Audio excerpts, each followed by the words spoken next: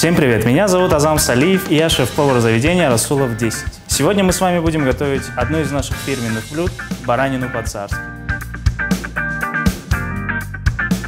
Для этого нам потребуется каре молодого ягненка, овощи для приготовления на гриле, специи для мариновки нашего мяса и оливковое масло. Начинаем сразу с соли, перец, черный молотый, наш микс из специй, зира, семена кориандра и небольшое количество чеснока. Обильно сбадриваем оливковым маслом, и надо, чтобы это дело хорошенечко пропиталось солью.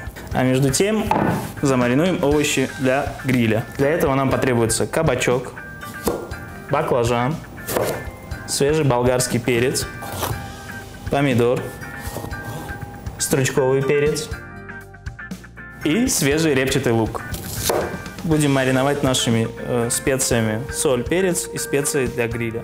Также сбадриваем оливковым маслом. Начинаем обжаривать наше мясо. Зажимаем сильно для того, чтобы хорошо прожарилось. Переворачиваем. Еще буквально минутку с внутренней стороны, чтобы наши косточки пропеклись. Перекладываем это дело на тарелку. Формируем нашу баранину. И вот в этом виде мы отправляем в духовку на 220 градусов на 15 минут. Сбрызгиваем небольшим количеством масла.